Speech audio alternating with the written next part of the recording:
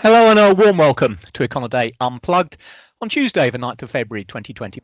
Mark Penders on the US East Coast and I'm James Hopkins in London. Inflation is rapidly becoming one of the main focal points for 2021. Central banks may be downplaying the risks, and after years of undershooting their targets, that's no great surprise, but some investors are starting to think otherwise. Market inflation expectations are moving up again, with some gauges from swaps and index-linked bonds hitting their highest levels in the States for more than 2 years and in more than a year in the Eurozone. The 10-year US break-even rate, so the difference in yields between the 10-year Treasury note and its inflation-protected counterpart, touched 2.21% yesterday, while the US 30-year bond yield broke above 2% for the first time since February 2020. Even the yield on Germany's 30-year bond closed above zero for the first time since last September.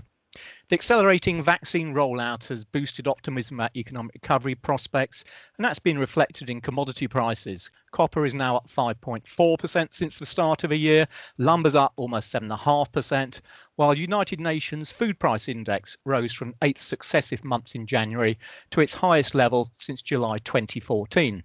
And to make matters worse, if oil prices can just sustain current levels, by the end of March, they'll be up around 180% on the year. So crucially, if inflation is to trend higher, it will be doing so from historically and in many cases persistently weak levels. And it's important to remember, of course, that central banks have been pursuing higher inflation for some time now.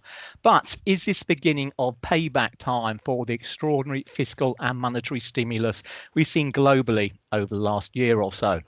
So, Mark, nicely timed, we'll get the January CPI update tomorrow.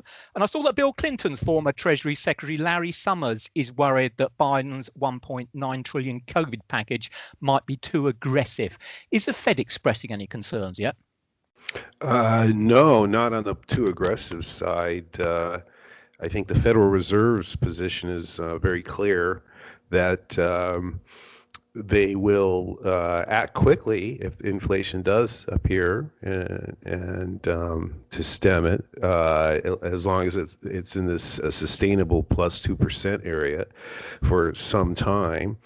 And this is their inflation averaging. But if it were to go haywire and things were to take off, I think the Fed would be on it right away. Right now, their concern is completely the opposite, and that is to, repair the labor market, especially the lower end of the labor market, which has been decimated. So that's their primary concern. Inflation is a secondary concern, and we haven't seen.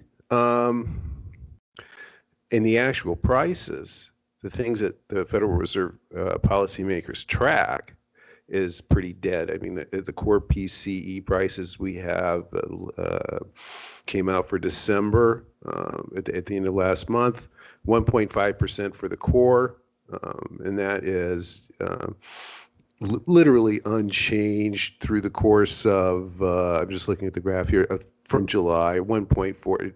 Has ranged from 1.4 to 1.6 or 1.5. So that's not any progress. And that's their essential central Federal Reserve gauge is the core PCE.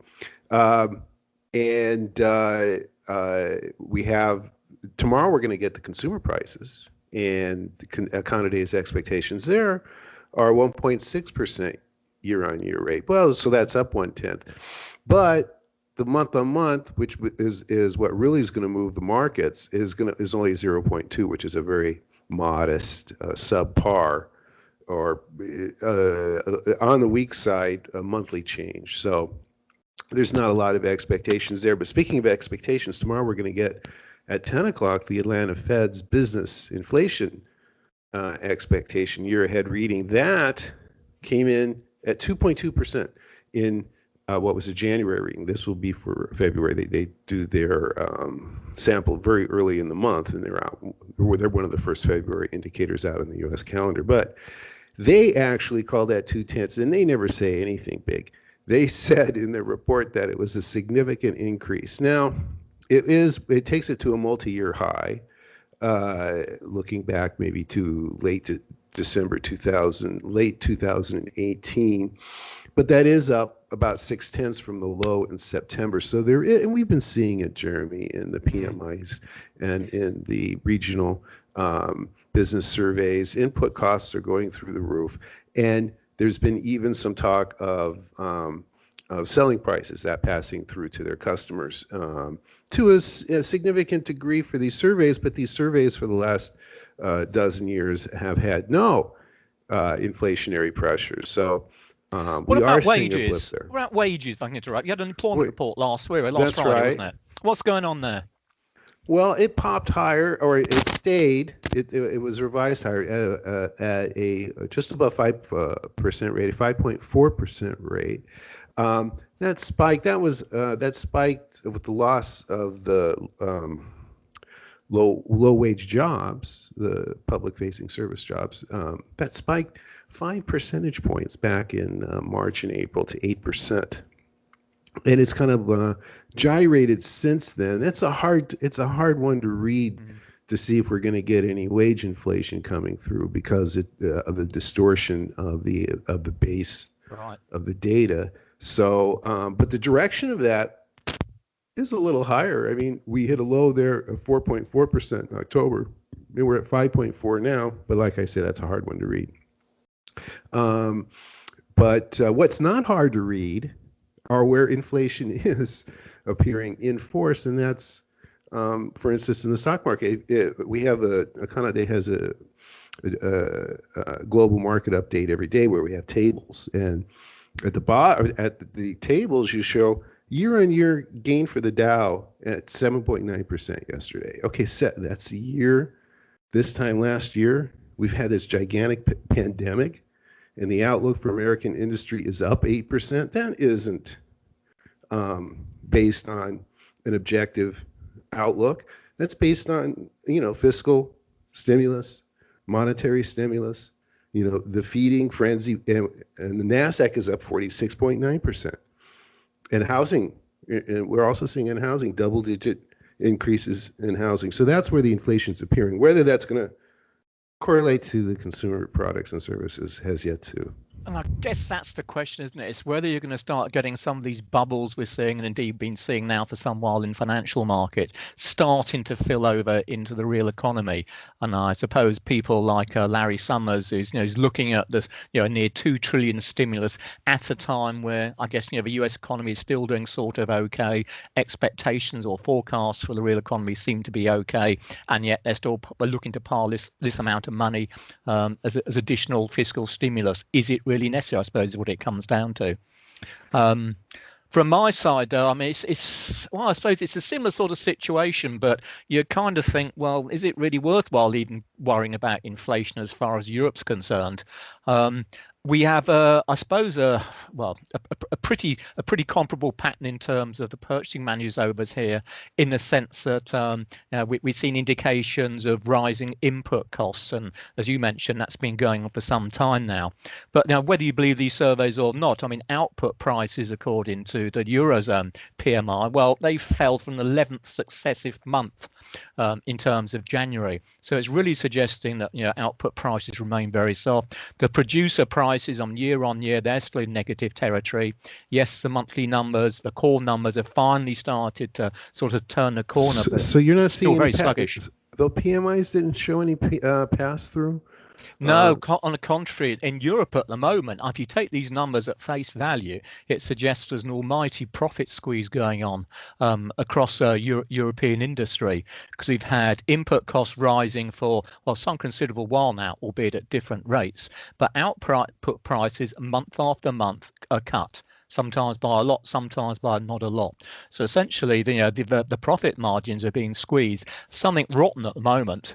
I suppose the good side for industry, if you like, is the fact that wages are really going nowhere.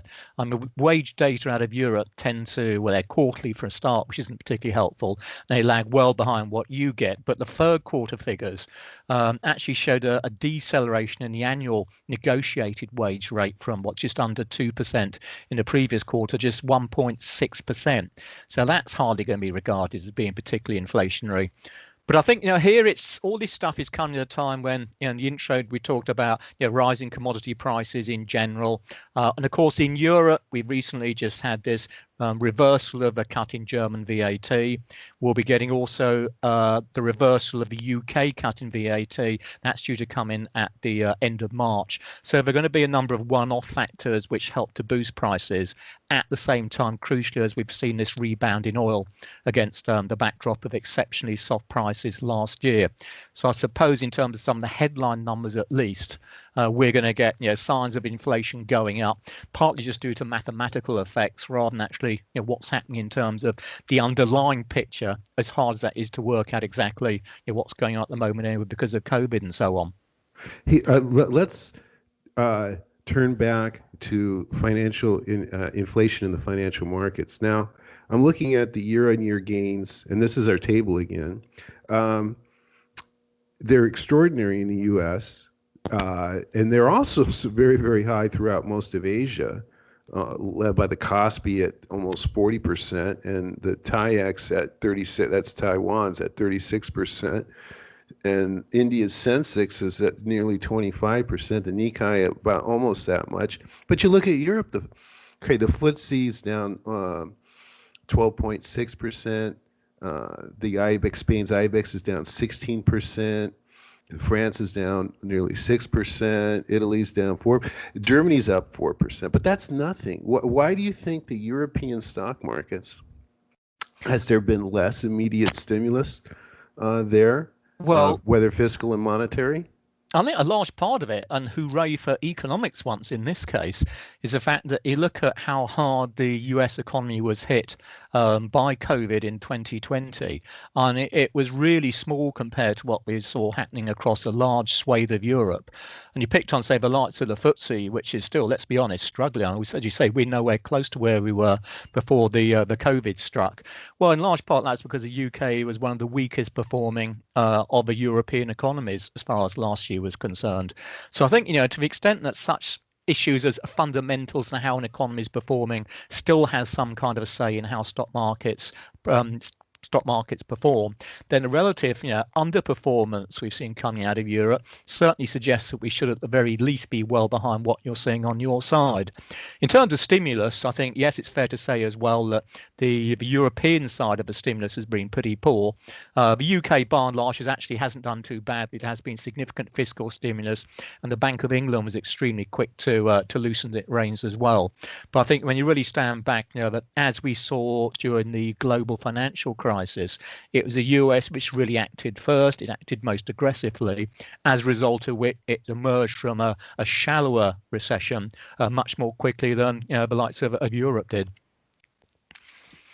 What else should we be talking about? I guess in terms of Europe, while we're on it,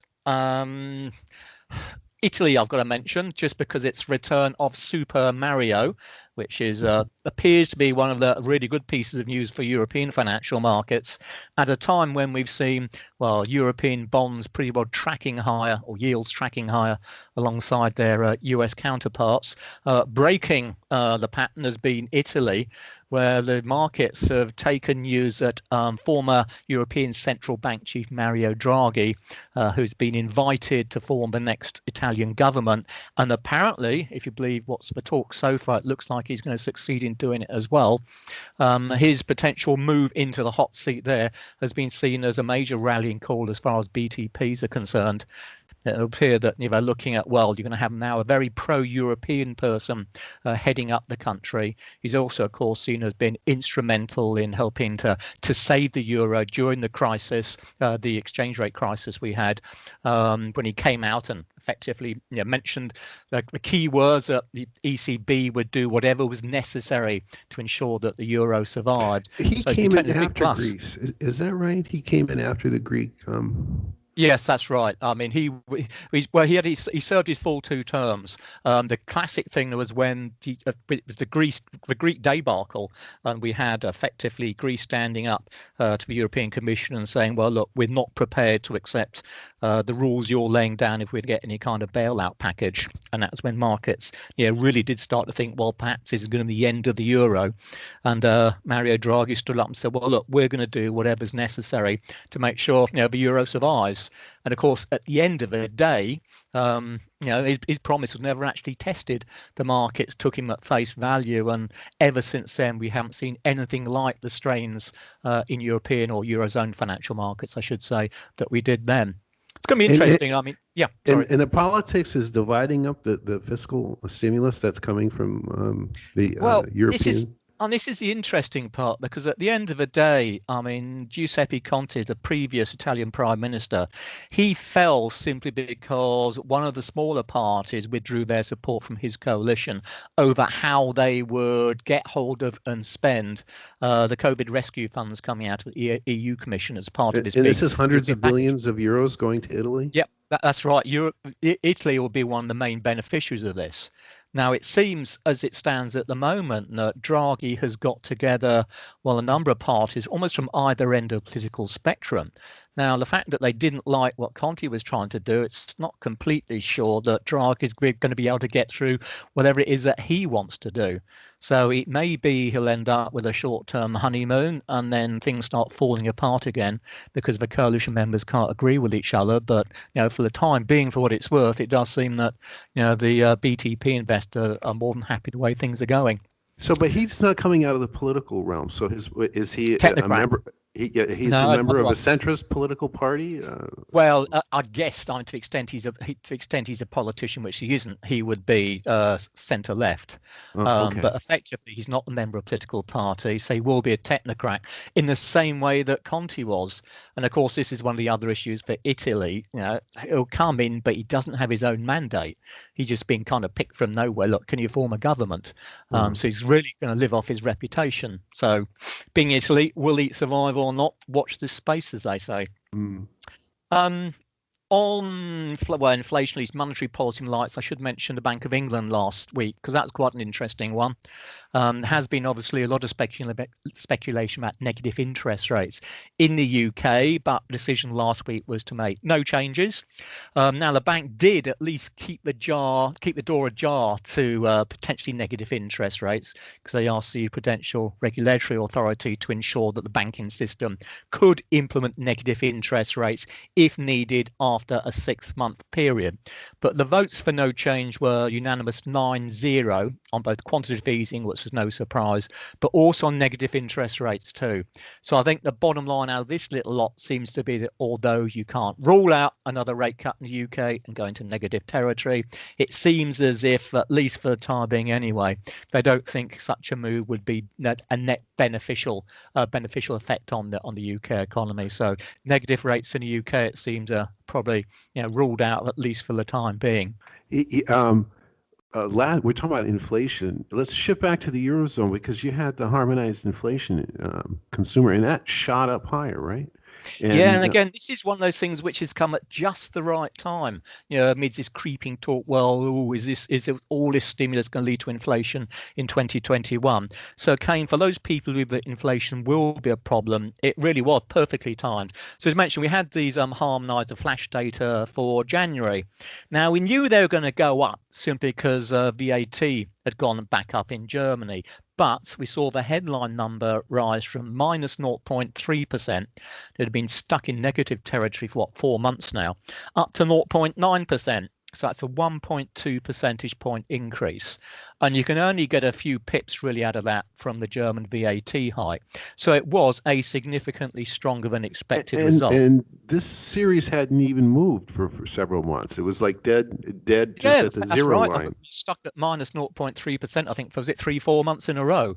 And the other interesting fact was that the core rate, there's a number of core rates, but the narrow rate that the market looks at, that had been running at 0.2%, so plus 0.2, but that itself was a record low.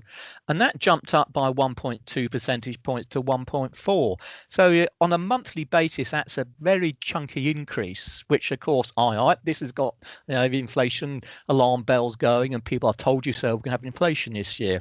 Now, I do think there are a number of distortions. I mean, okay, you've got German VAT is a bit of it.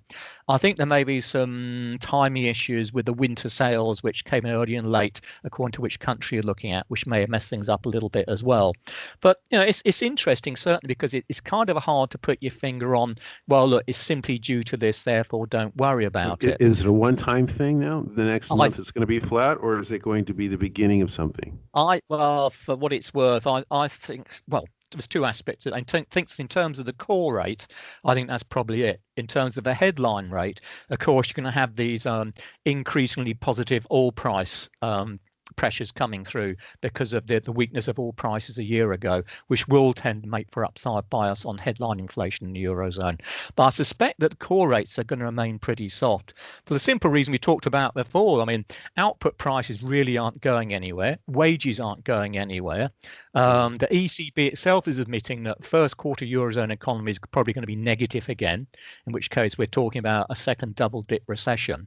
So there's an awful lot of downside pressures on prices. The only way I think it would see a significant increase would be if the kind of disruptions we've got to supply chains, and I guess it's not just true of Europe or the UK, but globally in general, if a disruption to supply chains caused by COVID lead to an increase in prices from that side of it. We've seen these lengthening delivery times pretty well wherever you want to look in any survey now. And it may ultimately perhaps come through into product prices. But unless you see strength in demand, then presumably it's not going to be accommodated for too long anyway. Oh, speaking of which, on the calendar we have Chinese CPI and PPI coming up Wednesday morning Chinese time, so that'll be Tuesday evening European and North American time, and they're looking for a big increase on a monthly basis for both, I think. Now they've been fluctuating. That their year-on-year levels are dead flat, and they're expected not to change. Yeah, so I think you get seasonal factors at the beginning. You're getting the Lunar New Year and maybe the beginning of the initial COVID, because this is going to be data for January for China. And the other aspect, I mean, think big picture. I mean, if you look around the world at the moment, you have to pick an economy which is actually doing better than most, and presumably where you got to go, China. And yet, I'm looking at this consensus number we have in Econoday's calendar. I mean, year-on-year consensus is minus 0.1%. Well, if the best performing economy in the world can only get inflation rate of minus 0.1%, it does kind of make you wonder, well, where's the rest of the inflation going to come from? Well, in a way, if we go back to the stock market, they're pricing in inflation as what they're really doing. That's kind of like what the bonds are doing when they go up there. It's pricing in this large inflationary up move in the global economy, at least in Asia and the U.S. Whether that unfolds is still in question, and if it doesn't unfold, you can't expect to get any more stimulus from the governments or the monetary authorities. What's going to keep that alive if not actual improvement in output? And if we don't, I guess it's partly to do with the way I don't know, but I'm looking at the way these yield curves are shaping up. So although, yes, I mean, inflation expectations are going up, but I mean, real yields have hardly moved. So we're not getting increased real borrowing costs, which is good news as far as the stock market's concerned. So, I mean, from the shape of the yield curves, it sort of suggests that expectations certainly are that inflation is going to go up, but it's not going to take off. So that's not a huge negative for the longer end. There's also this belief that central banks are not in a hurry to raise interest rates. That's not to say they allow inflation to go through the roof. Can't do that. But they would be prepared to say inflation to move above target, for a while. So I think it's kind of, so long as investors believe in that sort of scenario, then although, I mean, you look at stock market, well, yes, they've got to be overpriced. Surely they're going to come down at some point.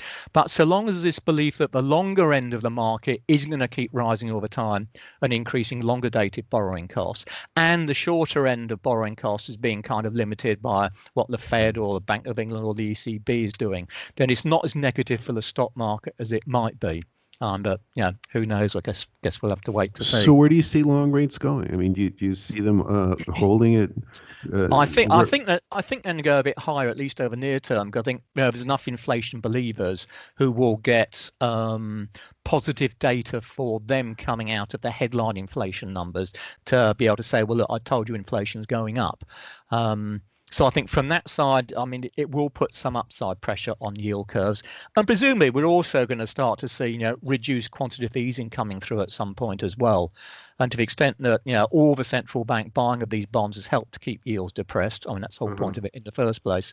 That will unwind as well. But I can't say, unless we're actually going to see inflation really take off, I can't see these yield curves, the longer ends going up, a great deal more. Yield curves will steepen, I think, yes, but I'm not convinced we're talking about, yields going back to anywhere, near where they used to be.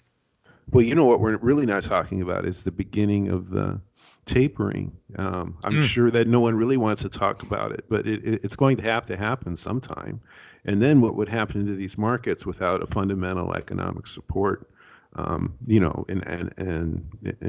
levels of actual health and growth. We would, it's, I mean, no one wants to talk about it. And it's like the Bank of England, it seems, I mean, aside from the negative rate, which has a very dovish feel to it, like they're proposing, let's look at this in 6 months. How did the rest of the statement read? Did it sound neutral or even hawkish? Well, I'd say it sounded, to be honest, I was surprised at just quite how positive the underlying tone seemed to be. Because going into this meeting, the only question mark seemed to be, well, are they going to ease again in some shape or form? And was clearly a minority in the market who strongly believed that interest rates are going to go negative. So the general expectation was that at most hawkish flat, and quite possibly it's going to come out with some form of ease. As it turned out, they seemed to, at all intents and purposes, just about shut the door on the idea of negative interest rates, at least over the foreseeable future. The quantitative easing, well, to be fair to them, they can keep buying bonds at the current rate, and they've got no pressure on their current ceiling until back end of August or September time. But what they did do was to rise up and certainly sound significantly more optimistic about the medium-term outlook. Now, they've revised down the first quarter growth number. They're now looking for a contraction of about 4% or so. So not a great start to the year in terms of that. But that's all due to COVID and the fact that, the lockdown's been extended and so on, the usual kind of, of culprits. But because of the speed of the vaccine rollout, they're now getting quite optimistic about how the UK economy is going to perform second half of this year and certainly as we start going into 2022. So it would seem, looking around central banks, who's going to be amongst the first to taper? Well, that's because the Reserve Bank of Australia and India met last week, and that sounds very familiar or similar to the RBA's announcement, where they raised their GDP forecasts, kind of kept inflation in line, and they said the recovery is now well underway.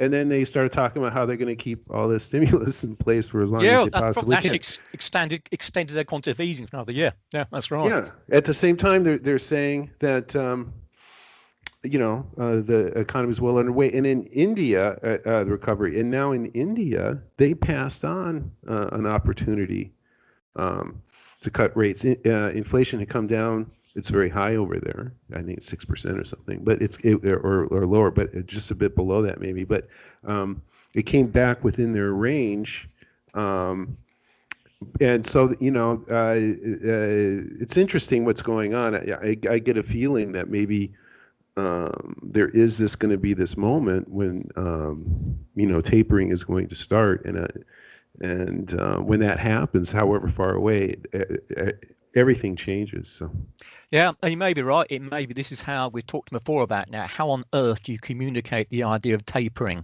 without triggering some almighty collapse in the market? And perhaps that's how you do it. You gradually start talking the idea of, look, the economy's not doing great, but it's not doing so badly now.